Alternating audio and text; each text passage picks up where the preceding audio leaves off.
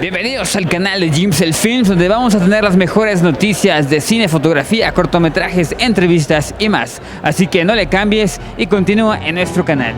Chao.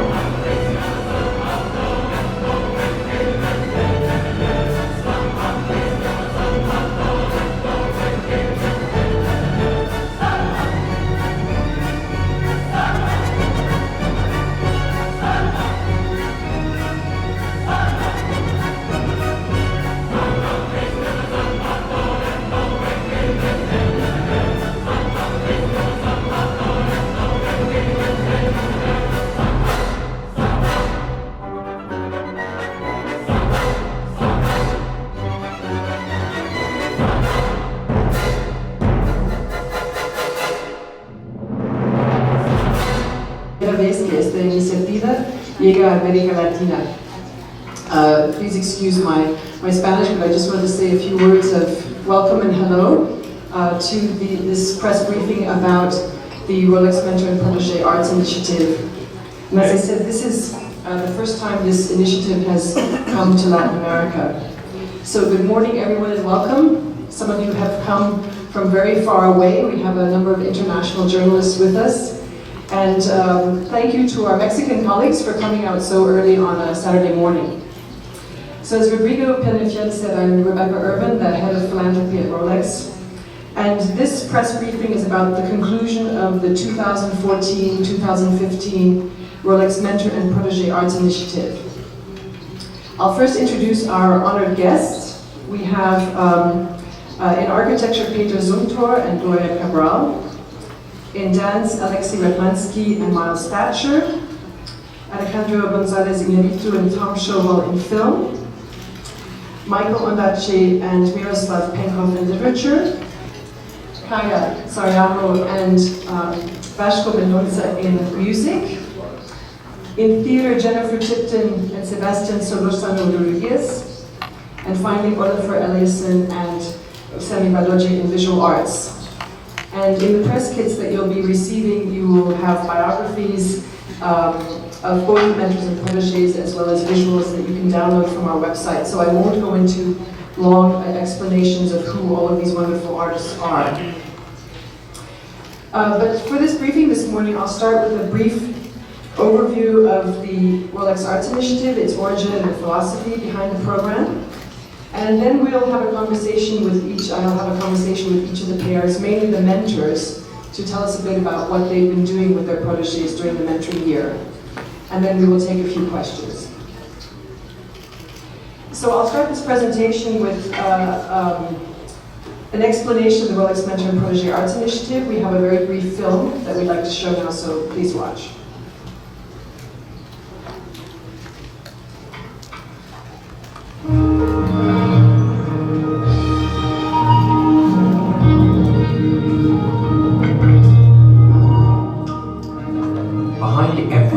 Artist is inspiration, vision, passion, curiosity, tradition, and the master artists who came before.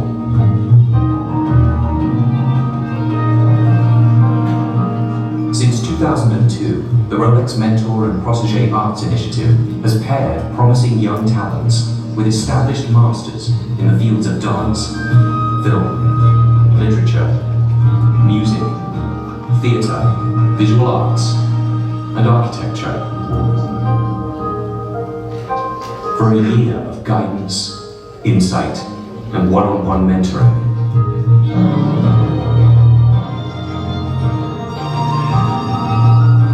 Helping ensure the world's artistic heritage is passed on from culture to culture and from one generation to the next. At Rolex, we're proud to carry on the centuries-old heritage of mentoring, because we believe behind every great artist is a great artist.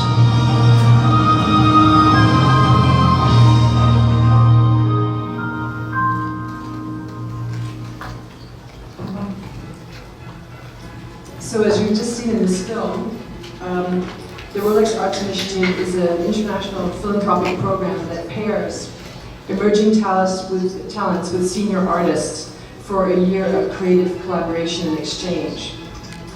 And it's based on the traditional concept of mentoring in the arts, where younger apprentices learn their craft alongside older practitioners.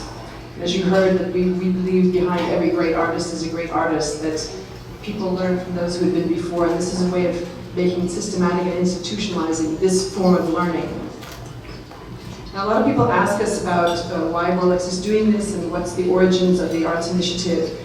And it actually grew out of a philanthropy that we were already doing in science, exploration, and environment, a program called the Rolex Awards for Enterprise, which was set up in the 70s to help fund pioneers carrying out interesting projects that were advancing human knowledge and well-being. And sort of towards the end of the 90s, we looked if we could expand this philanthropy into the arts, and we decided to create a separate program specifically for arts and culture. We thought there was not much funding for individual artists, and there were also not a lot of funding at the time of various disciplines and young talents. So we wanted from the beginning this program to be global, and we wanted it to serve the arts generally, rather than just, let's say, the performing arts or visual arts. And we also wanted to encourage the interaction of different artistic disciplines. So what is really unique about the Rolex program, and I would stress that this is a program that was created by Rolex of Geneva and is run by a small department, my department in the company, that we are supporting individual artists over time across the disciplines and across generations and cultures. And the mentors and protégés you have here in front of you today are a wonderful example of this cross-generational, cross-cultural exchange in a particular art form.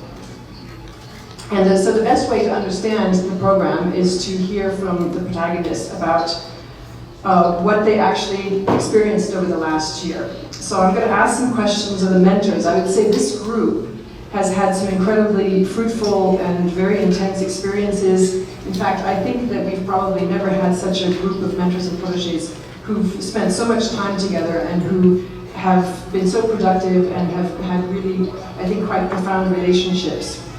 So I'll start with architecture, and I'll ask Pedro Zumthor to tell us a bit about his mentoring of Gloria. What did you do with her this year, and how did you decide to structure your mentorship?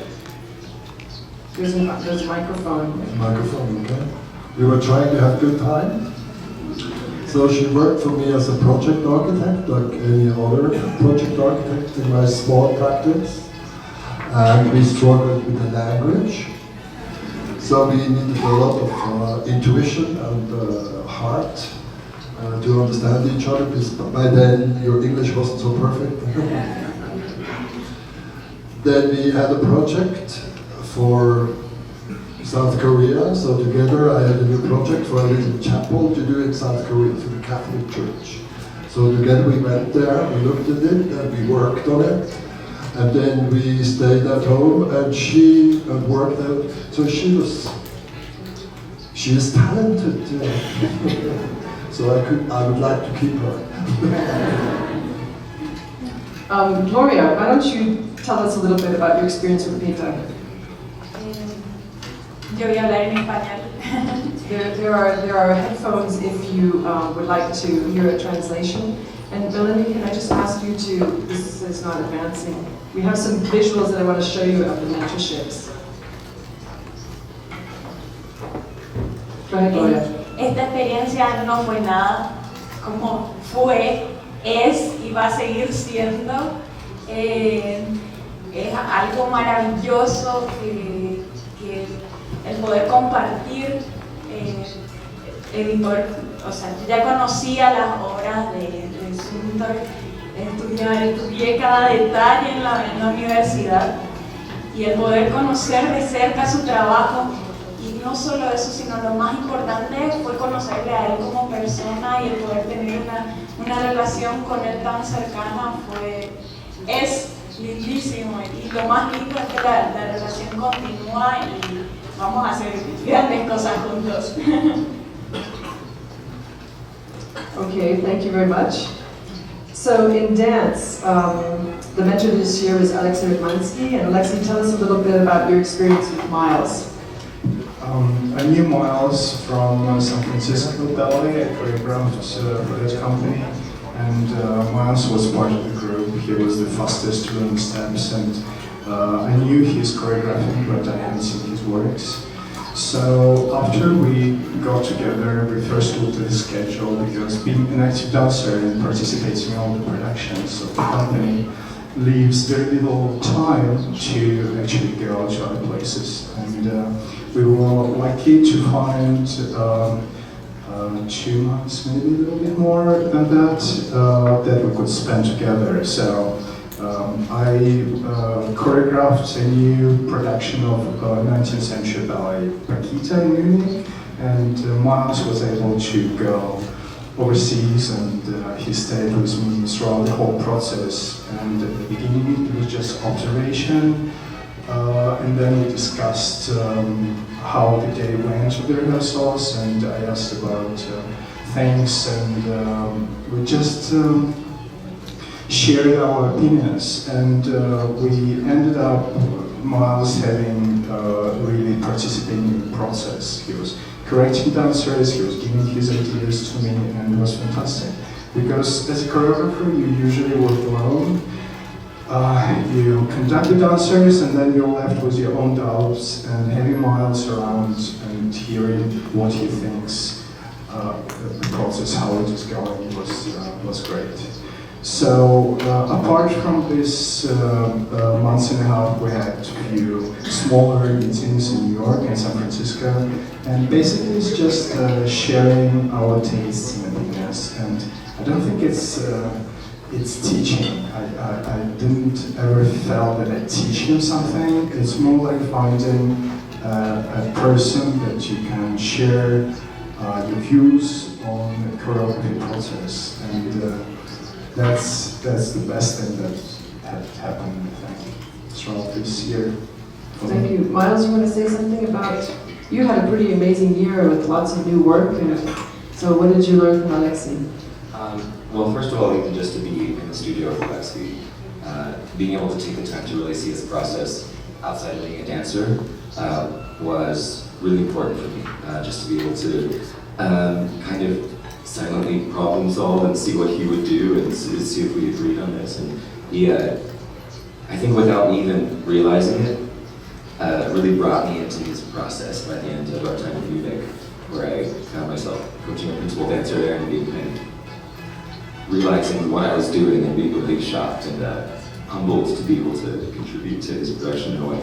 And also, I had a few new ballets with professional dance companies in America that he generously gave his time to watch some videos and give me some, I wouldn't say advice, but tell me the honest opinion, which I think sometimes it's hard to find somebody you really trust to have an open conversation about editing, which is really important. And I think the thing I really took from that was he encouraged me to be fearless in my original vision and keep trying to hone in and clarify what I really truly wanted to say. So that was really important. Thank you. We'll move on to film. Alejandro, you've had an incredible year, and Tom has been a part of that, a large part of that. Why don't you tell us about what you two have been up to? Bueno, en realidad, cuando me ofrecieron el ser mentor en este proyecto, estaba aterrado, porque realmente yo no he enseñado nada a nadie. Nunca me he dedicado a enseñar, creo que no puedo enseñar ni a mis hijos a comer. Entonces, siento que cuando acepté, me pareció que lo único que podía yo, más que enseñar, era más bien compartir. Y cuando conocí el trabajo de Tom, cuando lo conocía personalmente, me di cuenta que había detrás de su trabajo una gran empatía al ser humano, un entendimiento que comparto con él, una gran curiosidad, un gran conocimiento del cine y una pasión detrás de él. Y como persona tuvo una identificación muy hermosa. Y entonces lo que hice fue precisamente eso, abrirle el acceso a mi proceso y enseñarle la ropa sucia, que nunca se enseña.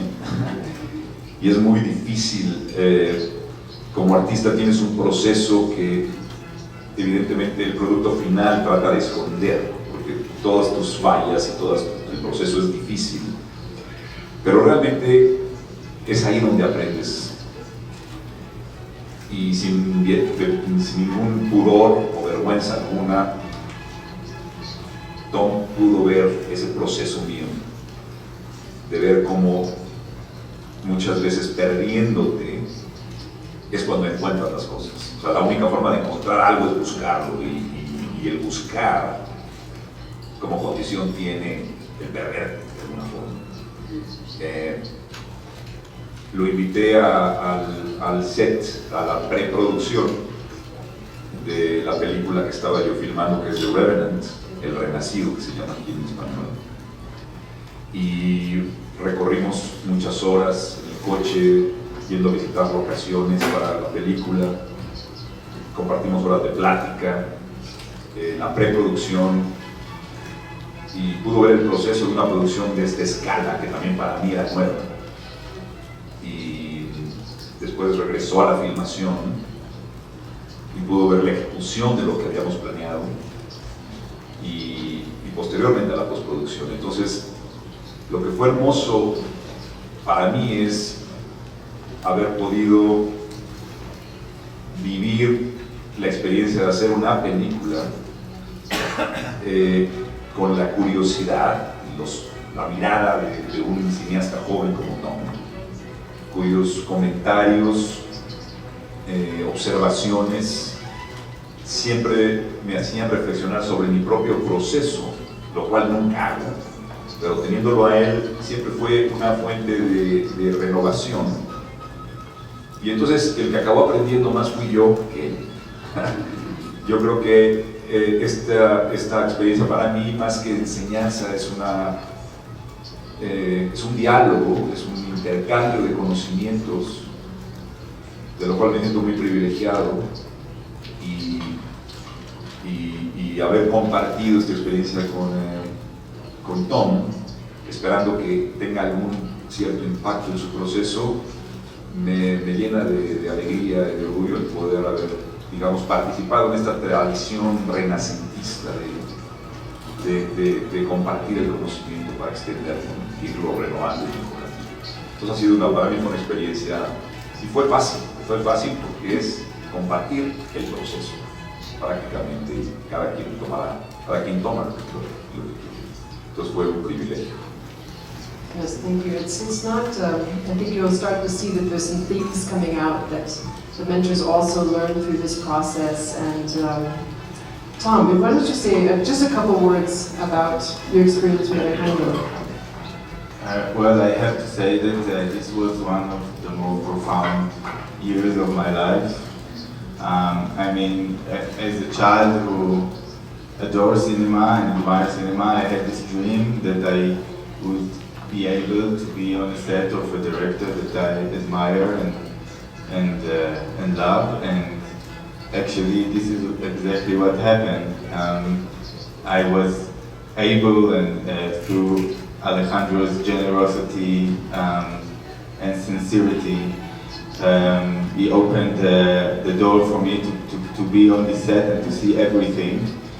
And I think for a director beginning like me, which is like I just did my feature film, now going to the second one, it was like the best film school that I can ever have. I mean, to see everything, I think I was like, and there was a moment that I tried to look at myself from the outside, and I could not believe my eyes. I'm with Alejandro on this amazing set, and I see every detail of what he's doing, and I can't really tell you what gift it is. It's and I learned so much from this, and I think it is a memory that I will never forget.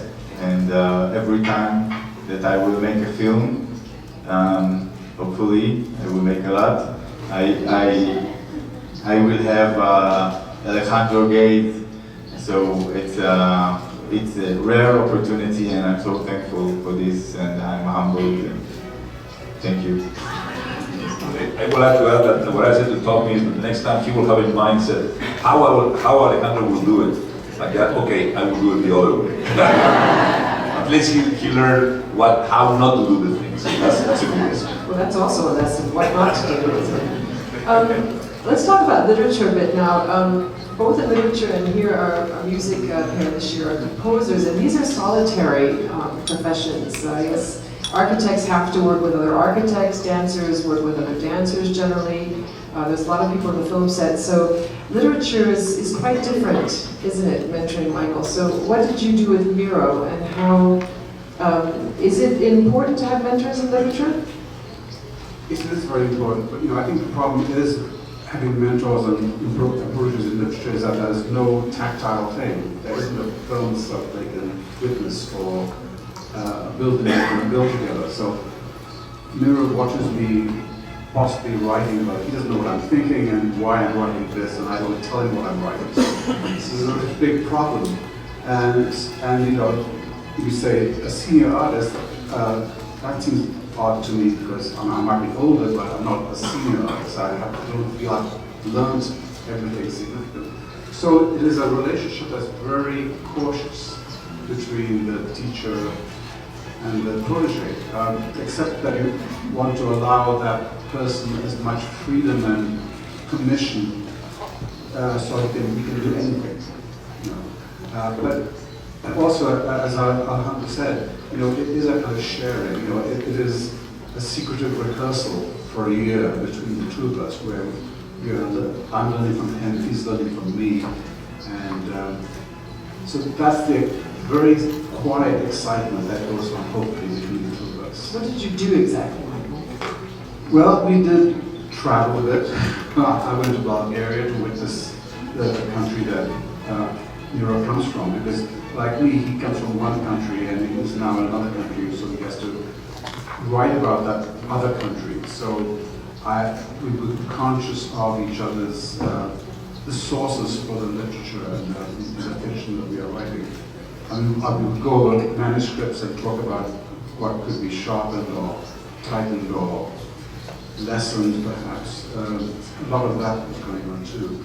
But it was really conversations, between the two of us, that kind of cross-breeding of ideas between the writer and between the two writers in a way.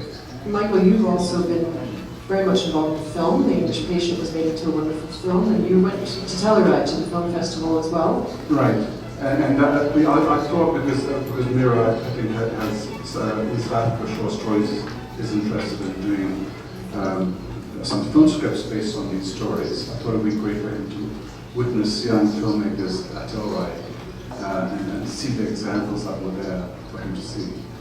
But essentially, it really was this kind of sharing of information and witnessing things together. So, Mary, you want to say a few words about your mentorship with Michael? It truly has been an exceptional year.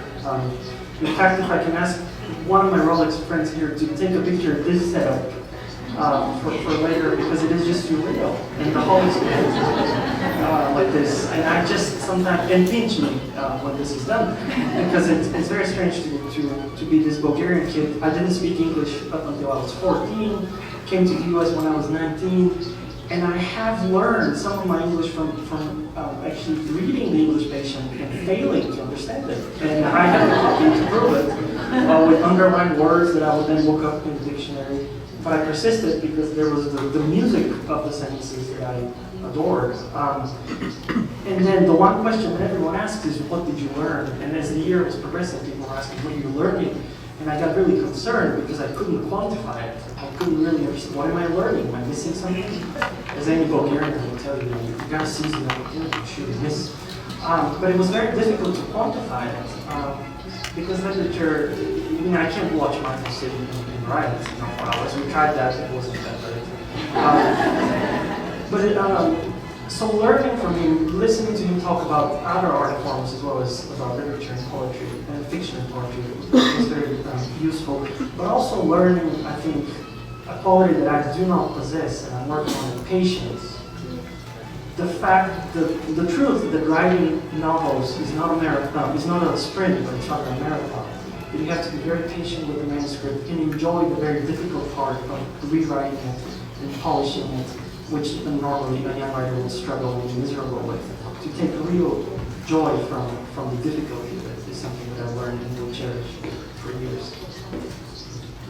I want to say one word. About half an hour ago, Nero said I wasn't wild enough as a mentor.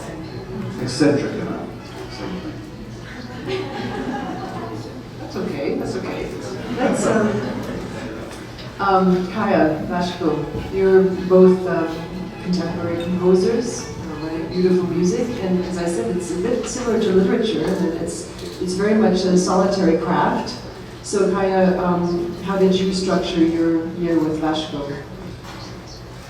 Exactly for that reason, because it would make no sense that we try to compose together or separately in one room, and it's very, very time-consuming work. I then decided to propose to Vashko to meet me in several places in the world, in fact, in the context of performances, of orchestra music, the festivals and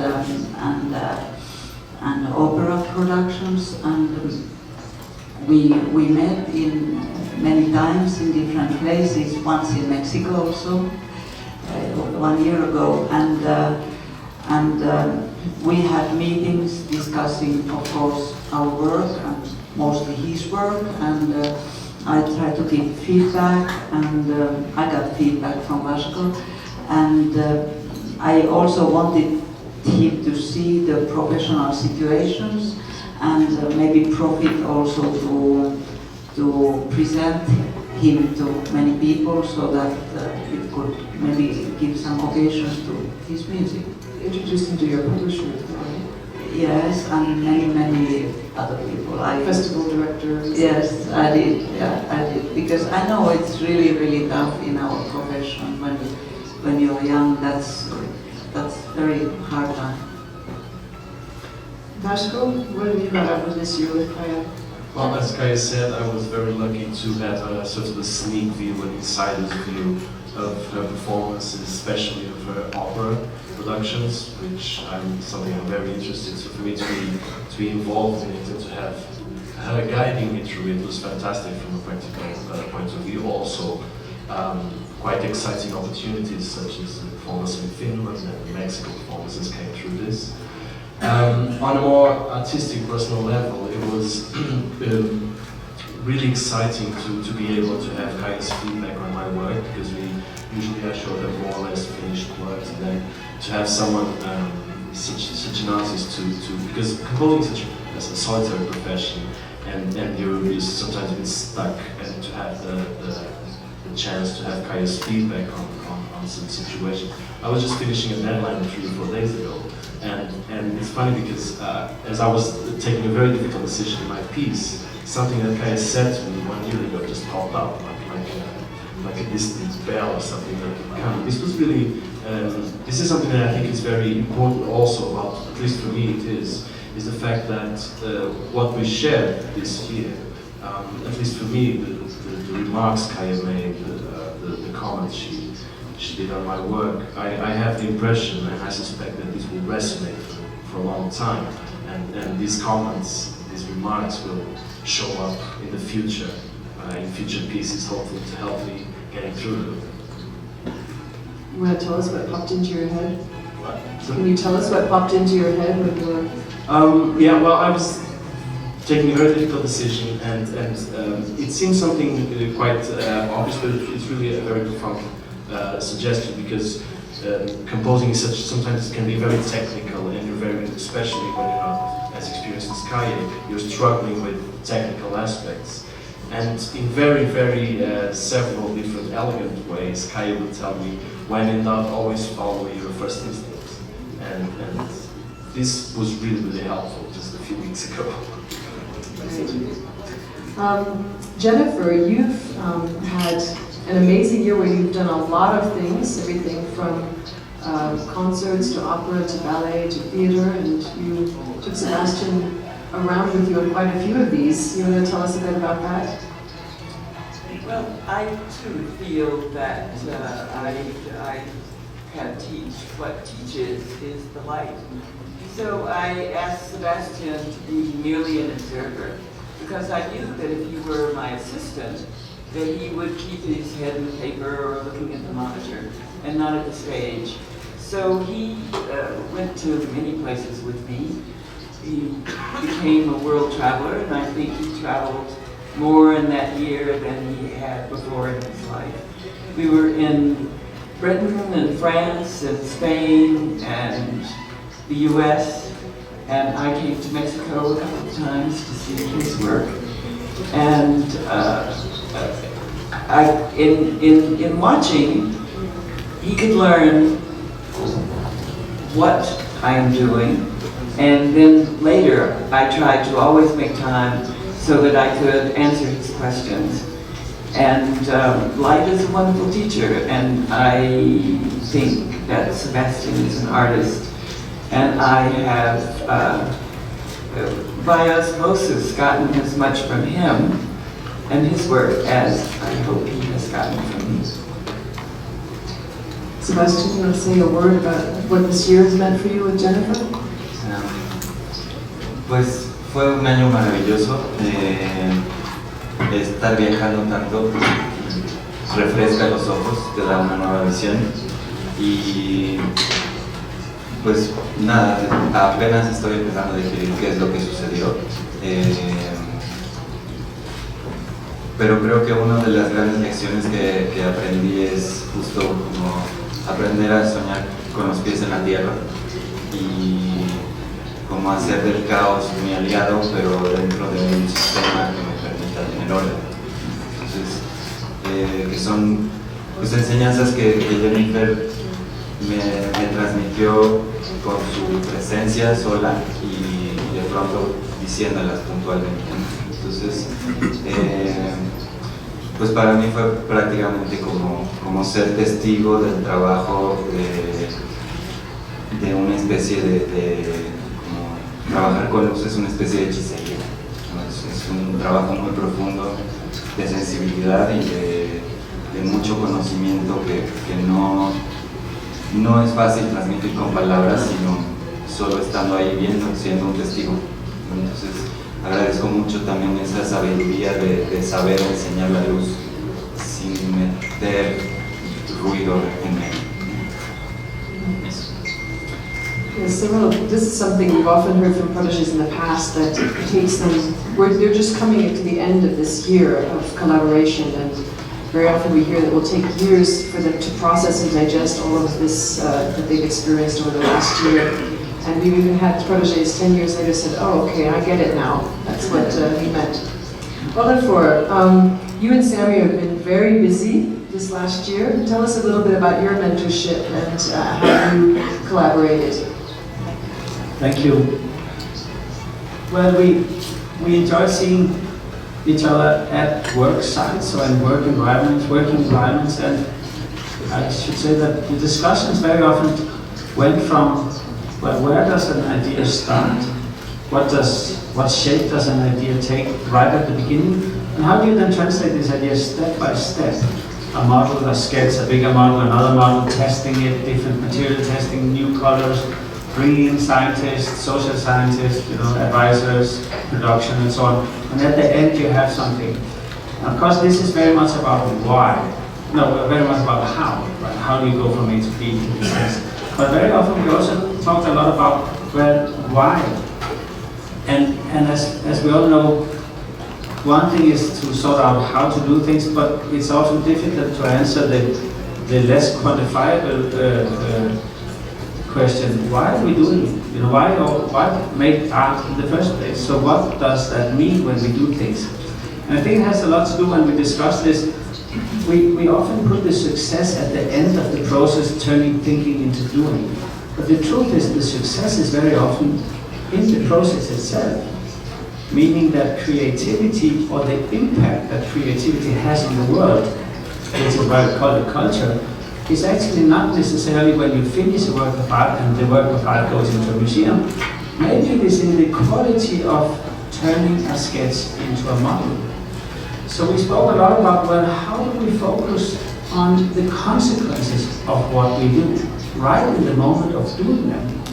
So the quality, I think, of the relationship we have was to understand that culture is not an object, even though we want to objectify culture into a work of art. But culture is a way of life, it's a relationship. It's the nature of this conversation we are all having in this room right now. So culture is something much bigger that we can tap into, and if we succeed making creative decisions, we can actually influence the world. And it so happens that Sami works with political and cultural and identity-related things. So it was incredibly inspiring for me to see his very unique take on colonial theory, for instance. And of course, colonial theory is a topic that is very much present here in Mexico as well, right? How is history suddenly relative to the present, meaning that the way we look at history from today actually has an impact on it, right? The past is changing from the perspective of the future, of the present. Do you see what I mean? And Sami has, and his work dealt a lot with this, and for me that was very learningful, and brings me back to the fact that with a contemporary artistic cultural voice, you can bring about questions, questions about, essentially about who we are and identity in a way that I think no other language can bring about. I mean, the media is important, we all are so excited that you're all here. But by all means, culture tries to make decisions without making them on the expense of somebody else. Culture is always on behalf of somebody, right? And I shouldn't go into what media is doing, but we all know how media is also struggling with, becoming trustworthy in the times in which we live. And I'm so excited about Rolex being, behind culture in this way, because I see this as a positive commitment to the fact that culture is going to be increasingly important in the future. Culture is the voice of the future because it is trust generating for civic society. And this is the conversations we were having. Well, if I make a different type of material right here, what consequences does it have right at this moment onto the world in the sort of working process? Wow. Sami, how do you respond to that? I think it was an amazing year, and when I wanted to see all of you, I came with some questions about some materials that I bring to him that I wanted to explore in my artwork. But at the end, we wanted to just have a conversation about where I came from, what is my context, and why am I doing what I'm doing, and what am I searching, and what I want to share with the world in a way. And I think I had this opportunity to just go in Berlin and even in Copenhagen to see how Olafur is working. And it's really interesting to see how his studio in Berlin is it's really organic in a way that you have a lot of people working there, a lot of people living, exchanging and eating together. And it's really interesting because then you realize that there are also many people coming from different cultures in its studio. And it's a way of opening mind and just looking at the world in itself, and not just being in our own position and looking at others. How can we create with others in order to build something really strong? And I think it's what I've learned in a way in exchanging with all of you, and I think it's a great experience for me. Thank you, Sami. This is interesting because when we set up this program, which is in almost 15 years now, the idea was that the protégés would not just learn a craft, but they would be able to see how an artist lived their life, how they organize, how they deal with agents or publishers, or how they deal with their collaborators. And And it's been delightful to see that this is actually some of the things that you're saying, that is one of the benefits, that you can actually see how this older artist, this senior artist, excuse me, Michael, actually lives their lives. Some of you actually traveled to visit your protégés. Peter, I'd like to hear you talk a little bit about your visit to Paraguay. What made you decide to go visit Gloria and see her practice and her work? I have to say that you presented 4 architects to me. They were all very good and brilliant. So I thought I would like to know something from Paraguay because it's so far away. It's a country which I think is not so healthy, maybe. And I was interested to go there, and it's sort of the opposite of going to Harvard, if you know what I mean. You go there, okay. And then when she asked me to come to Paraguay, I said yes, and it was great. So we had a beautiful talk there together, and I made a lot of good friends, and there came a thunderstorm, and I could see that the city doesn't have a sewage system, so all of a sudden the whole city was full of rivers. I was in Paraguay, and so I like that. What do you think you learned from Gloria? Can you quantify that? I could see somebody young who has sort of an inner strength and an inner certainty. She seems to and she trusts her intuitions. I would have never had to tell to Gloria, be brave, Gloria, work more, trust your intuition. She has all of this. That's why I want to keep her. Maybe I could ask some of the other mentors if they would like to share something that they learned from their protégé. This is an interesting thing about this program, because when we first set it up, we thought it would be this top-down transmission of knowledge and sharing, and very quickly we started hearing the mentors say, "Oh, I'm learning a lot as well." Would someone like to comment on what you feel you've learned this year from your protégé? Alexi, or Alejandro, or Michael, or Kaya, or Olaf, or Jennifer? Olaf, go ahead. Yeah, I think it's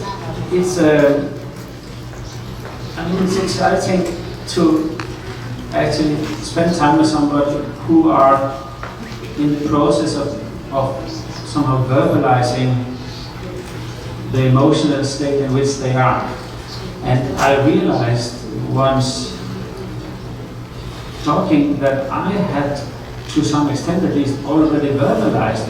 And by all means, I have to some extent already formalized my language, meaning that I have become repetitive and boring, right? So interestingly, Sammy was not boring compared to me. So I was trying to find out, how can I go back to not have yet quite come up with a language yet and be fresh like Sammy. And so what I learned was that in the hesitation and in the doubt, should I do A or should I do B? Actually, there's a strength in doubting, a strength that I maybe have forgotten, because I'm always so certain. And I enjoyed the luxury of leaning back into being uncertain. And sometimes I felt strengthened by embracing uncertainty and saying, well, I don't know. And this, I think, was a lovely, Sammy had an amazing project at the Venice Biennial. It was very prominent and an exciting situation. And he went through a lot of steps in this, and it's not for me to talk about how you felt, but I was just enjoying, the kind of complex questions that one goes through. Because I immediately had sorted everything out in 5 minutes. I want to do this, A, B, 100, high, and then you're done, right? So, and it was so lovely to actually have the luxury of saying, well, I am just gonna doubt for a little while and say, in the world where success is always being sure and always know immediately what to do, and unsuccessful is to say, well, I'm not sure yet. I will think about it for a little while. Right? This person will never get a job, clearly, right?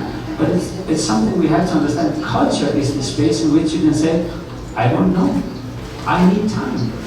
So I think this was one of the great things because I learned a little bit of self-dignity and criticism from Sally. So I just want to Let's say, take Jennifer and have Peter.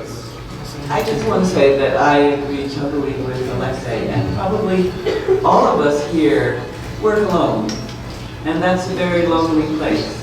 And so it's great to have a companion who, if you play it right, will really tell you what he or she feels. And from that, you can learn a great deal about yourself and about art and about the world. I realized that I have to add something so that you understand what I lacked about her strength.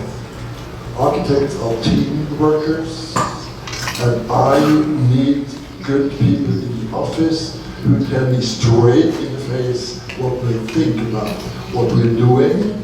And so when I see that she was smiling, I knew we could go on. Alexei, you want to say something? Yeah, I think it was very satisfying to let someone see your weaknesses, because you always hide it, as Andrew said. You always hide your failures, but you open it to be observed, and it's liberating. So. Yes, I think what I learned and realized was that following so close to a younger colleague, but who was not a student anymore, how much we are always children of our time, and we grow both from the same Western culture, but our reference points are different, and somehow I realized how important there is that there are all these different generations, and that what I'm communicating with my music and through my person is very, very different than what Vasco is doing. And when you are honest in your work, it's really like you don't need to put your date of birth to realize where this music comes from. It comes from a person who is much younger than me, and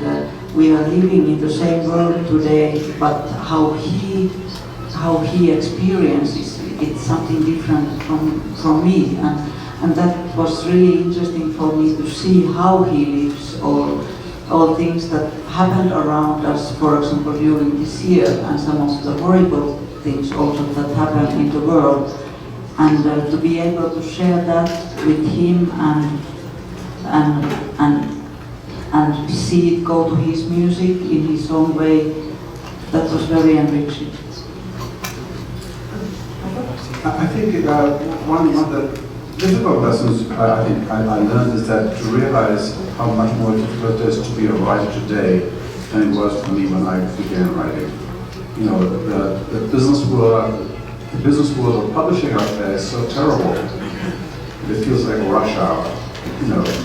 And I grew up a small person and escaped that, and witnessing what Miro is going through, whether bringing out a book and dealing with publishing, just makes you kind of more fearful, and you have to kind of respect the bravery of a writer like Miro, who is dealing with this world now.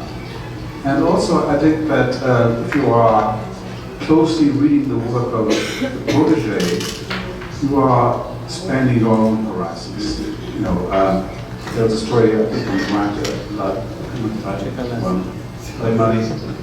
It's a remarkable story, and it just opened the whole world out to me, to a culture that's not just Bulgaria, but to a whole world that I was not aware of, because it had been articulated so well. So that was very, very important. to me. And I think that also just recently I've just been, as a result of this, I've been going through kind of early drafts and looking at some plans for books and realizing how far away that was from what I ended up with the books I wrote. And I really wanted to share them with you, so I have to kind of send them over to you in an email. Before we open for your questions, Alejandro, would you like to make a final comment about something we've been talking about here? Anything? Sí, me gustaría, estoy totalmente de acuerdo con la FUR en lo que dice de la cultura como un proceso de incertidumbre, ¿no? Yo creo que el mundo está tal como está, por tanta certeza que existe. Todos los políticos son certeros, tienen que tener una certeza. Los medios también son certeros. De hecho, los tweets tienen que tener una especie de opinión certera. Todas las dictaduras son certeras, ¿no? Por eso yo creo que históricamente las dictaduras y la cultura son totalmente opuestas, porque la cultura vive de la incertidumbre, la búsqueda de una respuesta que nunca llegará, porque eso es el proceso de la existencia. Y las políticas y la verdad en la boca de alguien se convierte en el enemigo de esa búsqueda, humilde búsqueda de encontrar sentido a las cosas, ¿no? Que cambian constantemente. Entonces eso me parece una reflexión muy hermosa y muy cierta. Y lo mismo creo que lo que decía Michael de los jóvenes de hoy que se enfrentan a ser cineastas van en contra de una industria que ha convertido el cine en un mero producto de entretenimiento, como una hamburguesa predecible para el gusto, diseñado para que no haya ninguna inconformidad, y el que el cine sea un medio de expresión personal, individual, única, se ha convertido en un problema serio, porque no hay salas de exhibición para eso. La gente es muy difícil que pueda observar el punto de vista de un gran artista de Israel. Aquí en México la película de Tom será difícil que pueda tener oportunidad porque está acaparada por un mercado que solo le interesan las franquicias y en un gran porcentaje de estos tipos de productos. Entonces, para los cineastas que toman el cine como un medio de expresión personal es una época bien distinta, cada día más difícil. Pero si la pregunta es qué es lo que yo aprendí de Tom, lo que realmente más recuerdo es Tom es un maestro de cine en Israel, y mantiene un entusiasmo y una mirada pura al cine, con un entusiasmo que yo a lo largo de los últimos años he perdido. Quizá es el intercambio, es el costo de mi oficio, que cada vez que veo cine, en la gran mayoría de las veces siento una desilusión, porque es como un mago que sabe los trucos que hay detrás, que estás viendo el oficio que hay detrás, pero no me pierdo en la magia. Me cuesta cada vez más trabajo ver cine que me lleve de la mano y me sorprenda y me vuele a otros niveles, porque estoy viendo el oficio del que lo hizo. Y eso me ha dado una gran desilusión, porque es una incapacidad que tengo por mi mismo oficio, es muy interesante. Sin embargo, Tom, platicando de cine con él, como buen cinéfilo y profesor de cine, me volvió a conectar muchas veces con ese entusiasmo que yo sentía cuando era más joven, y eso me revitalizó de una forma importante, de que todavía aún existe esa mirada pura, y renovarme con eso me parece la única salvación para seguir haciendo lo que hago con esa reconciliarme con mi trabajo en ese aspecto. People open up now to questions from you. So please state your, I'll ask Rodrigo to moderate this part. Les voy a pedir por favor que digan su nombre, de qué medio vienen y a quién va dirigida la pregunta, obviamente. Y les quiero recordar que si alguien está interesado en asistir a alguna de las presentaciones, al final se puede acercar al escritorio donde se registraron y ahí estará la información de cómo pueden asistir. El micrófono está Y que aquí. Hola, soy Luisa Redondo de Gato Pardo. La pregunta es para Olafur. Me gustaría platicar un poquito más aquí. Platicar un poco más de cómo va a influenciar tu trabajo la experiencia de este año. Y si crees que esta parte de mentoría puede convertirse en una colaboración en algún momento.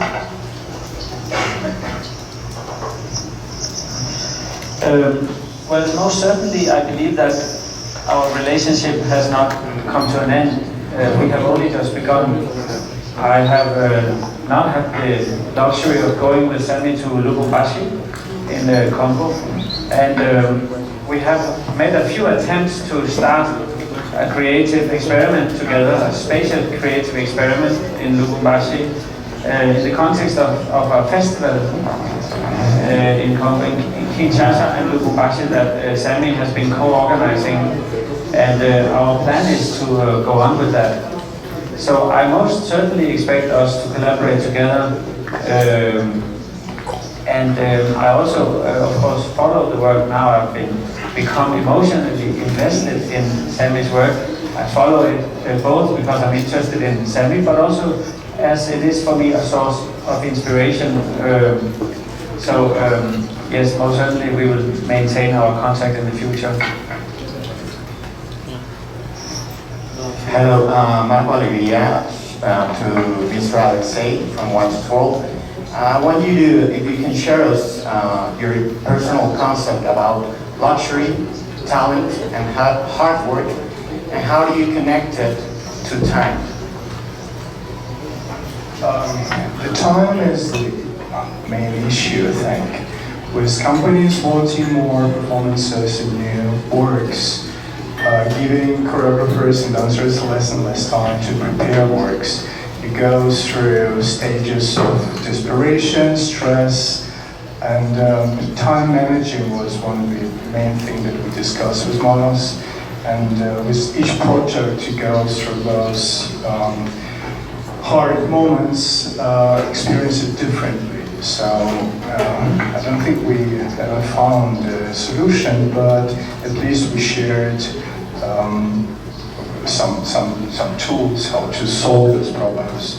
The luxury, again, it's having a lot of time to refine details and to work without rushing. And it's almost never happening, unfortunately, but we all hope for that. Hard work pays off at the end. The harder you work, and I don't know exceptions, the harder you work, the better result you get. So, yes, I do hope that we continue our connection, and we are friends, and I'm sure that ahead of miles many great things quite.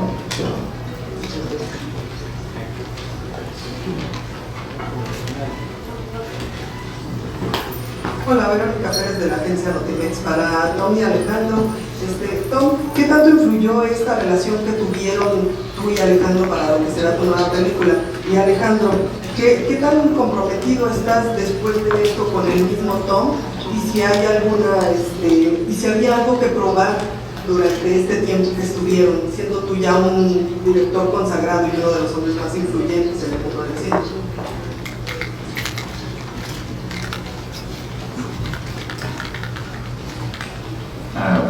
Well, I think the effect is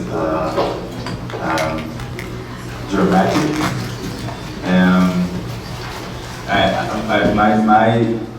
I learned so much from Alejandro, from everything, and it was a pleasure for me just to be around him. And there is so many things that I learned from him and from how he sees cinema.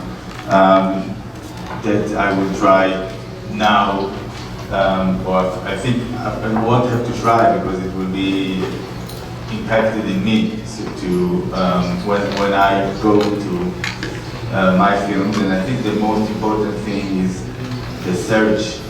I mean, what I discovered from Alejandro's work is that I can definitely question everything, and I can definitely search for the right and singular and honest moment. And to see that was so inspirational, and I will fight and for this element to happen in my own films, and to stay true to myself in every moment. And this I owe to Alejandro, and I think I will always act in that, under this spirit. He gave me spirit. Well, en mi caso, Tom está escribiendo un nuevo script, un guión para su nueva película que va a filmar en Israel, y bueno, estoy muy interesado en poder participar. Lo he leído, hemos intercambiado comentarios y me gustaría mucho ser parte de ese proceso si él lo quiere. Porque, pues sí, como decía afuera, hay una inversión emocional y una relación ya de cariño y de amistad, y en lo que yo pueda ayudar, o por lo menos confrontar. Yo lo que digo, hay un proceso de sacudir el árbol para que caigan las hojas secas, y eso es difícil de encontrar. Yo siento que tenemos una ya relación abierta y sincera. Y en este nuevo proyecto que está desarrollando Tom, que muy probablemente filmará el año que entra, me gustaría estar cerca de alguna forma en la medida que él lo quiere. Javier Fernández de Angulo, de la revista Gentleman. Quería preguntar a Sebastián Solórzano si él considera que la luz ahora mismo puede ser uno de los descubrimientos o de las grandes claves del arte del siglo XXI. A tu lado tienes a Olaf, que ha creado una lámpara capaz de dar luz a los pueblos más pobres de África sin electricidad, ¿no? Y también otra pregunta de cómo ves el teatro. Estamos viendo que con Iñarritú el cine en México está potente. ¿Cómo ves el teatro en México? La humanidad no sería lo que es sin la luz. Entonces, más allá de ser una cosa revolucionaria en un siglo o en otro, fue una revolución para la humanidad desde el inicio del tiempo. El teatro en México hay muchas producciones, se está haciendo muchísimo teatro, y creo que lo que debemos aprender es a llamar al público para que entre, para que venga más hacia nosotros, porque digamos tenemos como cierto público cautivo, pero siempre es necesario que venga más gente, que haya más corazones que sean tocados. Hola, yo soy Lina Holzman de la revista No, y primero, pues nada, darles la bienvenida a todos a este país que por sobre todas las cosas rebosa cultura y creatividad. Y mi pregunta es para Rebeca. Retomando un poco lo que ha dicho Olaf y Alejandro sobre que la cultura provoca. La cultura puede ser un buen camino a poder cambiar las cosas.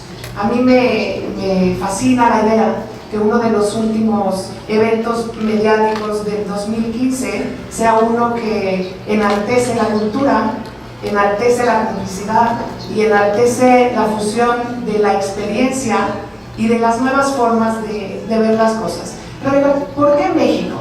¿Y qué es lo que nuestro país está aportando a este maravilloso proyecto de Rolex? Well, the question is, why bring this program to Mexico? I think it's quite simple. This is a country that loves culture, that has a fantastic, very flourishing art scene where there's many, many wonderful artists. And all of these guys, you know, we had a couple of suggestions where we could go, and some of them said, no, let's go to Mexico.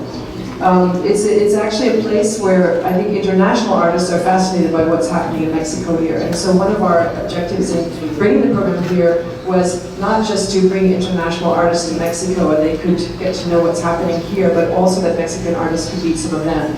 And we would very much like to encourage this exchange among cultures. And I think I certainly feel I've been here now many times preparing these events, and this country is so vibrant, and people just love culture, and we've had such a wonderful reception to the idea of mentorship in the arts and a company who's investing in the arts, and so it's been a real privilege and really exciting to bring this program here.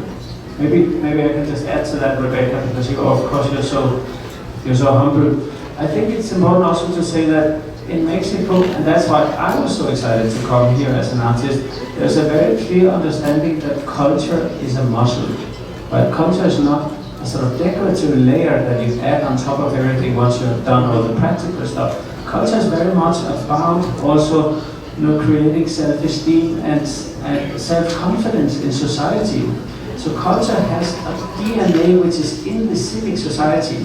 That goes for small theaters, poetry, music on the street, and so on. So we have to see that this country, I think, has a relationship with culture which is also very often seen as an opportunity to go against, let's face it, all the challenges that this country also has with the drug industry, for instance. So culture, we see museums shooting up in the periphery of Mexico in ways where you see these houses where people can go and they can evaluate why and not how.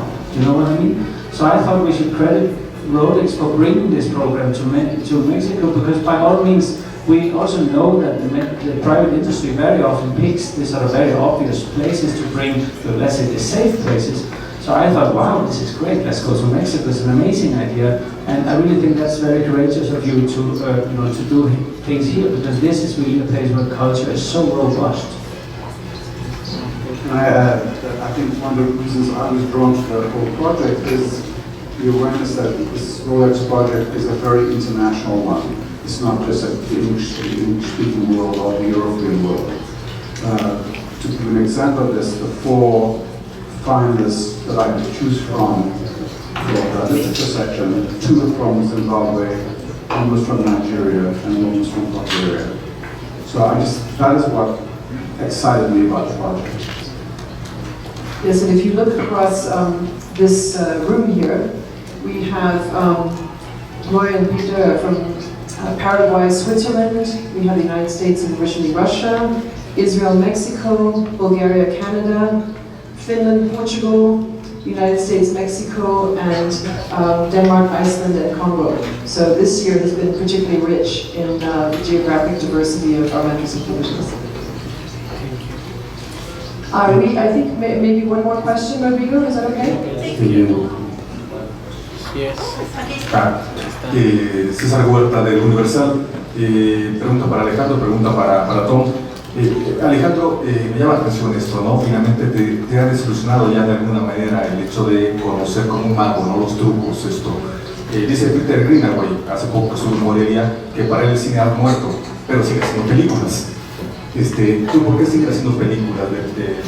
Partiendo de esta desilusión, de alguna manera, como tú lo calificaste, y Tom, ¿no te da un poquito de temor el poder llegar también a este nivel de Alejandro, que de pronto ya te desilusione ver algunas películas o varias películas? Gracias. No, yo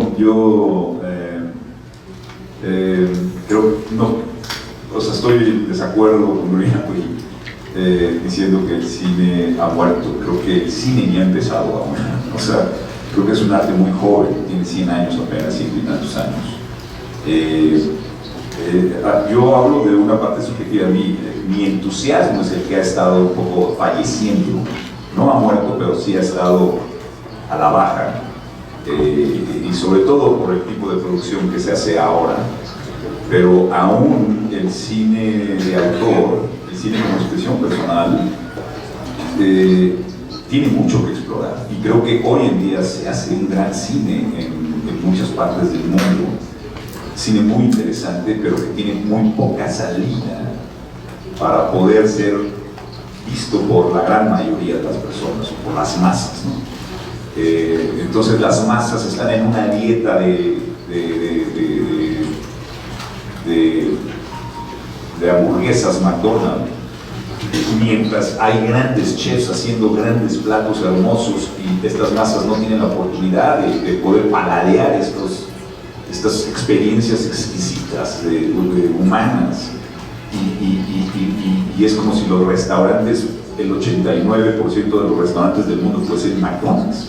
Es la realidad que estamos viviendo. Entonces la dieta de las masas está siendo realmente afectada. Pero eso no quiere decir que el cine ha muerto. El cine todavía no ha empezado. O sea, creo que estamos todavía. Si la humanidad subsiste al global warming, y si hay cine en 50 años, creo que ofrecerá la posibilidad de muchas otras formas de experiencia. No creo que sea nada verdad. Creo que lo que se refiere Greenaway es creer de que si uno ya no hace cine, ya murió el cine y el cine se va con él. Y eso me parece un punto de vista dudoso. Well, if you will excuse me, but I will be romantic. I think that, I know that cinema is my life, and well, it's like the air that I breathe. I cannot stop being enthusiastic about it, and I think there is nothing compared to sitting in a theater and watching these flickering images and having a dream screen at you, a reflection of yourself, and you know that you are sitting in a theater with a lot of other spectators and you share this dream with them.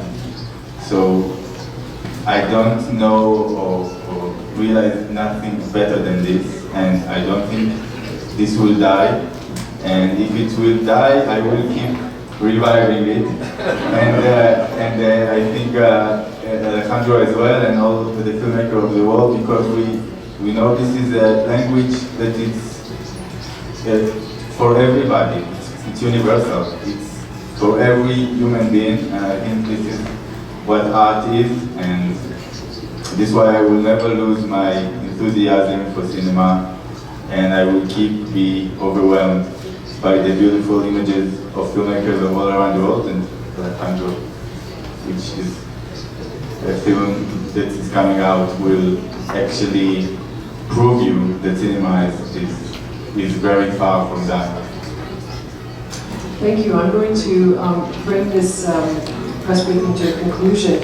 I wanted to tell you that this afternoon over at the Centro Cultural del Bosque, we would start a series of public events called Rolex Arts Weekend. There's going to be performances, readings, discussions, installations that are open to the public. And tomorrow evening, Sunday evening, at the conclusion of Rolex Arts Weekend, we will be honoring all of the mentors and protégés at a ceremony at the Teatro Julio Castillo. And I'm pleased to say that this is the first time the event is open to the public, and there are still a few tickets available. So we would like, this is an opportunity for people to come and hear and see all these people honored. Also, at the end of the evening tomorrow, we will be announcing the new mentors for the next cycle of the Rolex Arts Initiative 2016-2017. We've already recruited them, we've already started working on finding the protégés who will be announced next year. And so if you'd like to receive a copy of the press release about the new mentors, it is embargoed for 7:30 tomorrow evening. Please let us know, or please let another company know, and we will make sure that we can send you one. So it now remains for me to thank all of our mentors and protégés, particularly the mentors for all you've done, and for being great mentors, and the protégés, congratulations, and thank you all for coming.